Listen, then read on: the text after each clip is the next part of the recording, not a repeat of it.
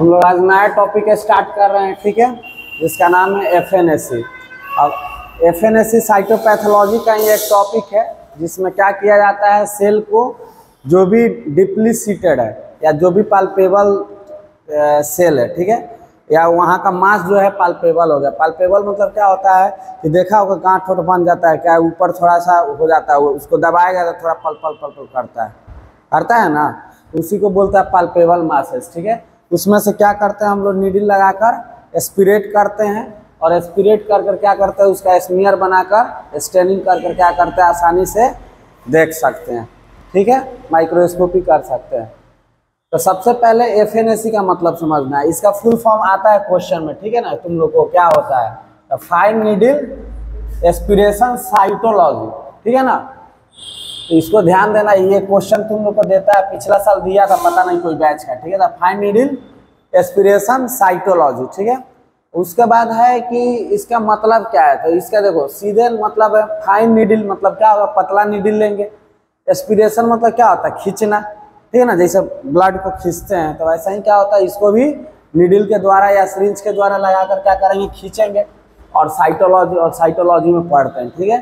तो क्या मतलब हुआ कि कोई भी सेल है, ठीक है, कोई भी मास में से या बॉडी में से क्या करेंगे, उसको एस्पिरेट करेंगे, खींचेंगे, ठीक है ना, सेल को, और उसको क्या करेंगे, स्मीयर बनाकर स्टडी करेंगे, वही क्या होता है, एफएनएसी, ठीक है। तब यही सब चीज़ कैसे खींचेंगे, क्यों खींचेंगे, कब खींचेंगे, कहाँ से खींचेंगे, समझ में आ रहा है। तो वही सब हम लोग क्या करेंगे, स्टडी करेंगे, और कैसे खींचेंगे उसका तरीका, कलेक्शन मेथड, ठीक है। और उसके बाद खींच कर फिर क्या करेंगे, स्मीयर कैसे बनाएंगे, स्टेनिंग कैसे करेंगे, वो सब बताएंगे।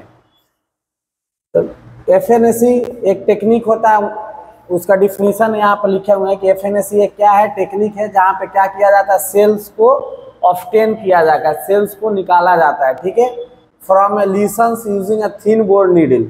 बताएं कि पतला नीडल से मदद से क्या होता है कि कहीं भी लीशंस है हमारे शरीर में, ठीक है, जो भी पाल्पेबल मासेज है वहाँ से क्या करते हैं हम लोग, सेल को एस्पिरेट करते हैं। एस्पिरेट करते हैं मतलब नीडल में खींचते हैं, ठीक है, और उसको क्या करेंगे, स्मीयर बनाकर क्या करेंगे, आगे माइक्रोस्कोपी करेंगे। तो वहीं लिखा हुआ है कि एफएनएसी एक टेक्निक है जहाँ पे क्या करते हैं कि सेल्स को, ठीक है, आर ऑब्टेन्ड फ्रॉम लीजन्स।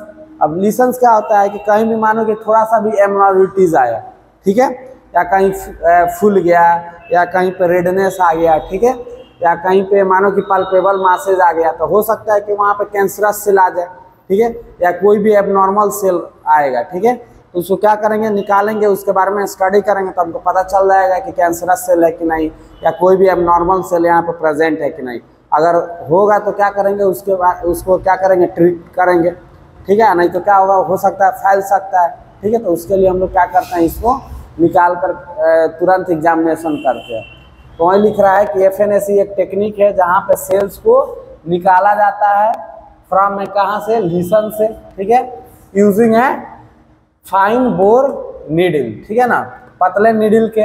और क्या किया जाता है, उसके बाद स्मीयर बनाया जाता है फॉर साइटोपैथोलॉजिकल स्टडी, और उसमें कोई सेल में बीमारी है कि नहीं, उसको क्या किया जाता है, डायग्नोसिस करने के लिए, या डायग्नोसिस किया जाता है, ठीक है। तो ये क्या हो गया, एफएनएसी का डिफिनीशन हो गया। ये एफएनएसी एक ऐसा टेक्निक है जिसमें क्या किया जाता है, सेल्स को ऑब्टेन किया जाता है, कहाँ से, लीजन से, जिसमें हम लोग एक फाइन बोर नीडल का प्रयोग करते हैं, और उसके बाद क्या करते हैं, उसका स्मीयर बनाकर स्टडी करते हैं ताकि उसमें कोई सेल में कोई बीमारी है कि नहीं। उसके बाद है this technique is based on the fact. अब ये टेक्निक किस प्रिंसिपल पर काम करता है, तो इसका प्रिंसिपल ये है कि ट्यूमर सेल जो होता है less cohesive and easily aspirated. कहीं भी ट्यूमर सेल होगा, ठीक है ना, तो वो क्या होता है, लेस कोहेसिव होता है, मतलब क्या होता है, एक दूसरे से मतलब पूरा चिपक कर वहाँ पे ट्यूमर जो सेल होता है, कैंसरस सेल क्या रहता है, नहीं प्रेजेंट रहता है। तो क्या होता है, थोड़ा सा अलग अलग रहता है, तो उसमें क्या करता है, हम लोग इजिली नीडल चला जाता है, ठीक है ना, और क्या करते हैं, उससे सेल निकाला जा सकता है इजिली, ठीक है। अगर मानो वहीं पूरा पैक रहता है तो उसमें से निकलता है, एक तो नीडल घुसाने में दिक्कत, नीडल घुस भी जाता है तो क्या होता है, स्पिरिट उसमें से कुछ होता ही नहीं, क्योंकि पूरा अट्रैक्ट रहता है, ठीक है।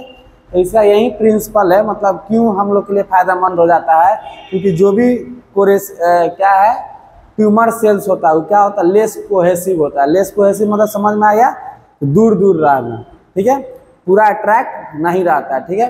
तो लेस कोहेसिव होने के कारण क्या होता है, इजिली एस्पिरेटेड हो जाता है, उसको खींचा जा सकता है, इसीलिए क्या बोलते हैं, ये क्या होता है, थोड़ा इजी टू यूज होता है। लेकिन किसके लिए, सब ट्यूमर सेल सब के लिए। उसके बाद है कि एफएनएसी सबसे ज़्यादा यूज किया जाता है, तुमको बताएं किसके लिए, पाल्पेबल मास लीशन। पाल्पेबल मतलब वही बताएं कि जो भी गांठ ठोट बन गया, मतलब बाहर से दिख रहा है, ठीक है, एक मास मानो कि उठ गया है, जिसको दाबने पर क्या हो रहा है, दब रहा है, फिर फूल जा रहा है, फिर दब रहा है, फिर फूल जा रहा है, ठीक है। तो उसमें क्या हो सकता है, थोड़ा सा फ्लूइड या सेल लेस कोहेसिव टाइप का होगा, ट्यूमर सेल रहेगा, तो ठीक है, तो उसको क्या करेंगे, इजिली एस्पिरेट कर सकते हैं। तो वहीं लिख रहा है कि FNAC most often used for the diagnosis of palpable mass lesions, ठीक है। Palpable mass lesions are commonly sampled from, मतलब जो पाल्पेबल जो मासेज होता है वो कहाँ से हम लोग उसका सैंपल कलेक्शन करते हैं, किस किस पार्ट से, तो जनरली हम लोग करते हैं कहाँ से, ब्रेस्ट मास से, ठीक है। तो ब्रेस्ट मास क्या होता है, वो भी पाल्पेबल है, ठीक है ना, तो उसमें से क्या कर सकते हैं, इजीली वहाँ से कलेक्ट हम कर सकते हैं सैंपल को। उसका इनलार्ज थायराइड ग्लैंड रहता है, उसमें से भी क्या कर सकते हैं, इजीली हम लोग बताओ सैंपल कलेक्ट कर सकते हैं। उसके बाद सुपरफिशियल सॉफ्ट मासेस, ठीक है, कहीं भी शरीर पे सुपरफिशियली बाहरी से कोई सॉफ्ट मास आ गया जो पाल्पेबल है, वहाँ से क्या कर सकते हैं हम लोग सैंपल कलेक्ट कर सकते हैं। तो ये तीन हो गया कि जो भी पाल्पेबल लीशंस होता है हम लोग कहाँ कहाँ से सैंपल उसका कलेक्शन कर सकते हैं। मतलब क्या हुआ कि एफएनएसी का इजीली से हम लोग कहाँ कहाँ से सैंपल निकाल सकते हैं, ठीक है। तो ब्रेस्ट मास से निकाल सकते हैं, इनलार्ज थायराइड ग्लैंड नहीं होता है कि ये क्या होता है, बड़ा हो जाता है, ठीक है। और उसके बाद सुपरफिशियल सॉफ्ट टिश्यू, जब कोई भी बाहर वाला लेयर पे क्या होगा, एक गांठ टाइप का बाहर निकल गया, उसमें से क्या होगा, इजिली हम लोग निकाल कर उसको स्टडी कर सकते हैं। अब देखो एफएनएसी क्या होता है कि इसको इंडिकेट किया गया, कभी भी तुम्हारे सुपरफिशियल बॉडी पे कोई भी क्या होता है, पाल्पेबल मासेज आ जाता है या लीशंस आ जाता है, ठीक है। तो उसके बाद क्या करना है, हमको दिख रहा है तो उस ऑर्गन में से क्या कर सकते हैं, एफएनएसी की मदद से हम लोग उस सैंपल को निकाल कर और क्या कर सकते हैं, स्टडी कर सकते हैं, ठीक है। तो पाल्पेबल मासेज कहीं भी आएगा तो हम लोग इजीली उसको एफएनएसी परफॉर्म कर सकते हैं, ठीक है।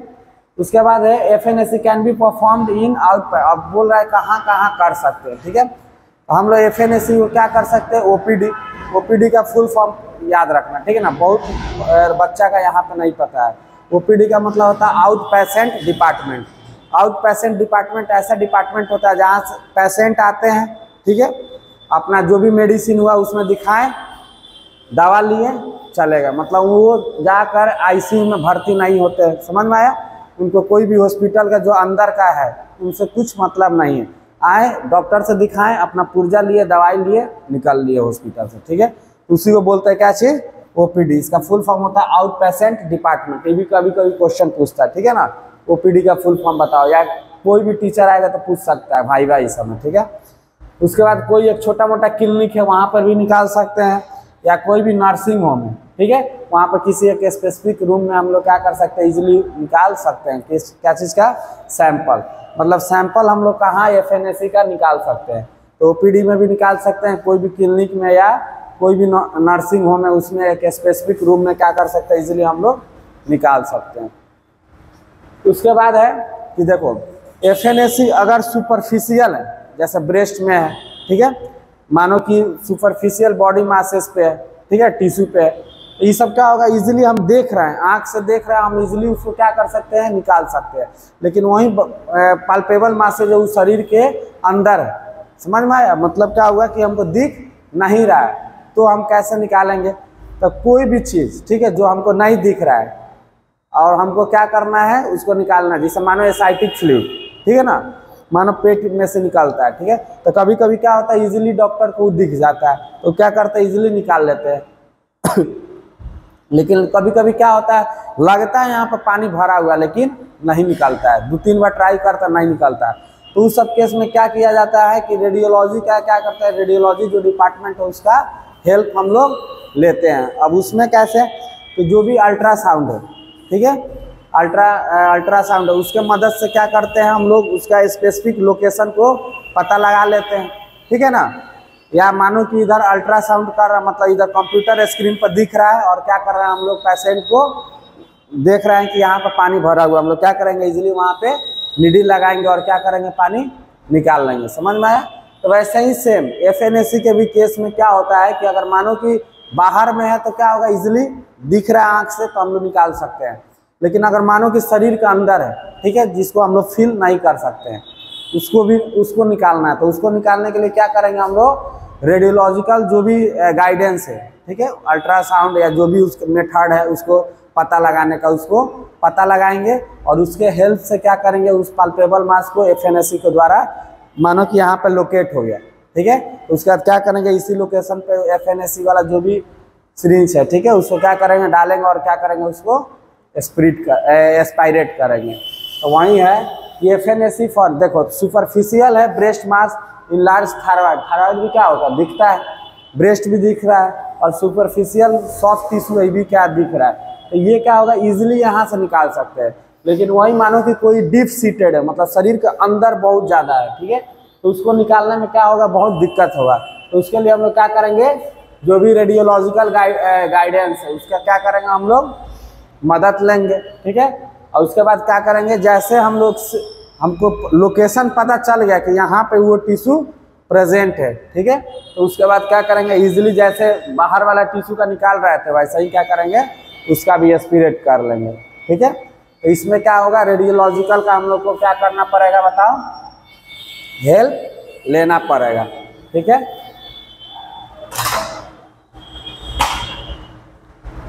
उसके बाद क्या है कि एक तो ये सब मास होता है, याद रखना है, ठीक है, कि FNAC में कौन कौन सा टिश्यू या कौन कौन सा ऑर्गन को हम लोग मतलब वहाँ से सैंपल निकालते हैं। तो सबसे इजी ब्रेस्ट मास, लार्ज थायराइड ग्लैंड और सुपरफिशियल बताओ टिश्यू मासेज।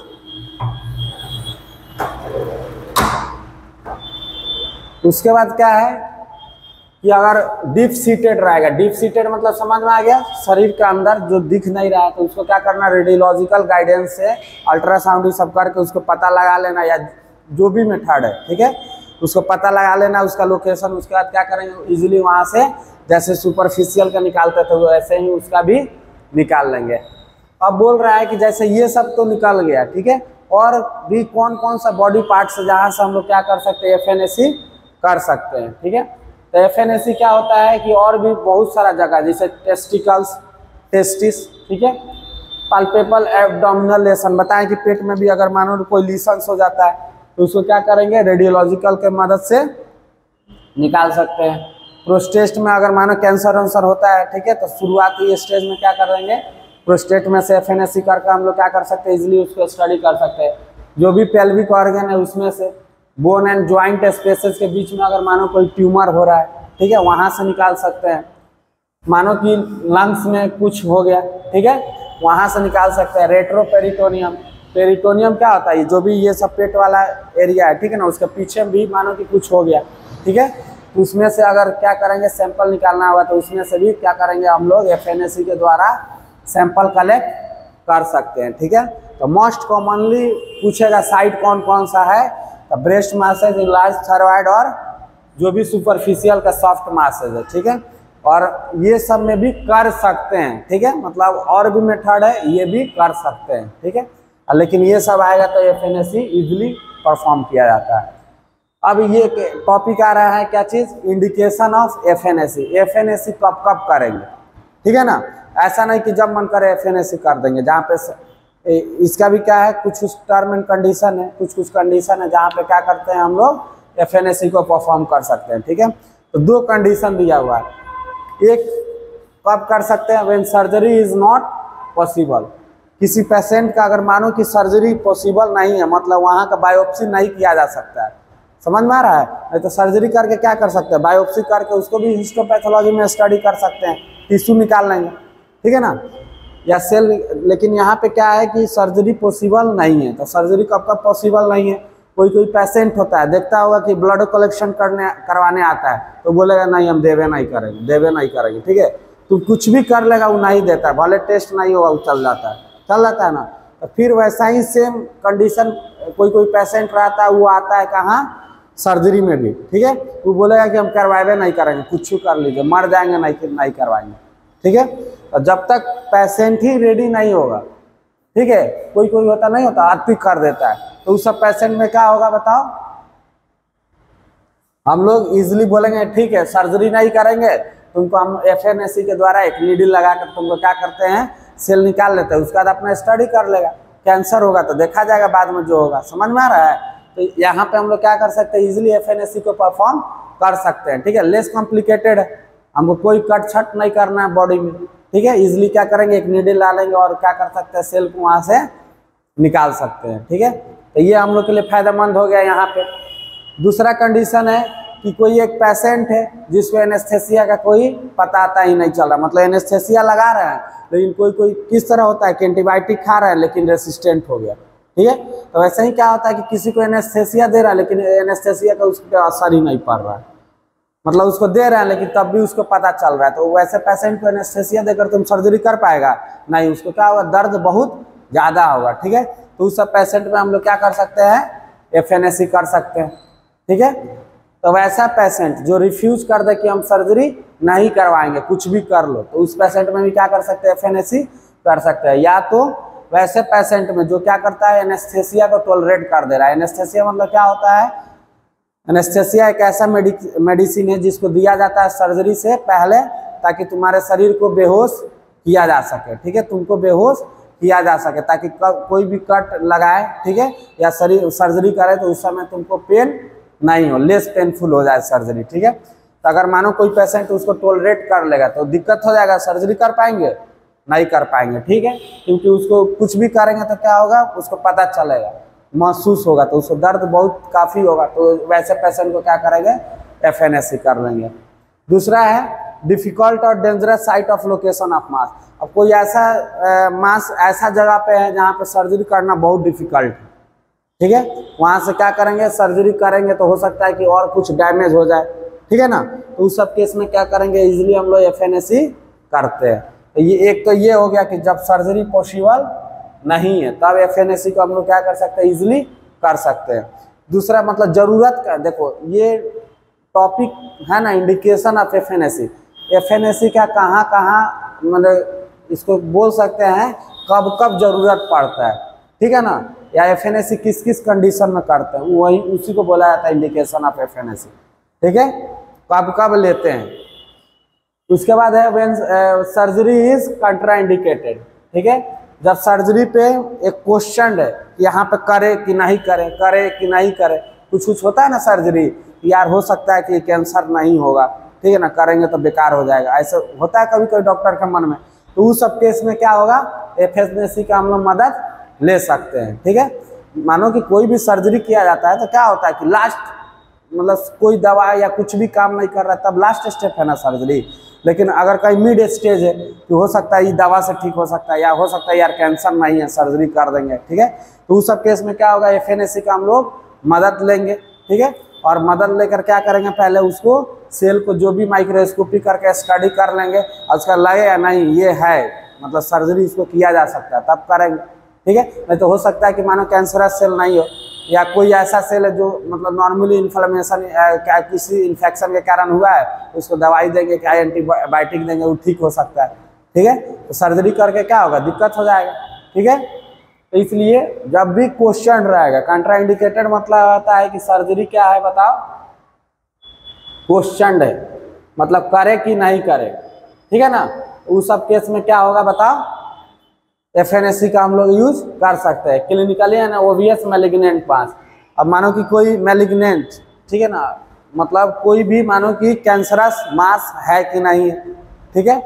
दूसरा है clinically the mass is a cyst और बेनाइन, अगर मानो कि कोई मास हो सकता है कि सिस्ट, देखो कैंसर दो टाइप का होता है, ठीक है, एक होता है बेनाइन, ठीक है ना, एक होता है कि जो इधर उधर जाते रहता है, ठीक है। बेनाइन में क्या होता है कि जो भी कैंसरस सेल होता है एक जगह क्या होता है, फिक्स होता है, जैसे कैंसर यहाँ पे हुआ तो क्या होगा, यहीं पर आएगा, शरीर के कहीं भी पार्ट में नहीं जाएगा। दूसरा एक ऐसा कैंसर का टाइप होता है जो क्या होता है कि यहाँ पे कैंसर होगा, लेकिन उसके आसपास का एरिया को क्या करेगा, सबको डैमेज करेगा। ठीक है, मानो कि यहाँ पे हुआ, लेकिन इसके एरिया जितना भी आसपास का सबको क्या करेगा, उसको डैमेज करेगा। वो क्या करेगा, उसको इन्वेड करेगा। ठीक है, उसका अगल बगल के सेल या टिश्यू में क्या करेगा, अंदर जाएगा और उसको क्या करेगा, डैमेज करेगा। ठीक है, तो इसको बोला जाता है क्या चीज, मैलिग्नेंट मासेस। ठीक है, या उसको बोला जाता है मेटास्टेसिस प्रोसेस होता है, जिसके द्वारा क्या होता है कि वो सेल को जो भी अगल बगल पड़ोसी है उसको क्या करता है, इन्वेड करता है, खाता है, मारता है।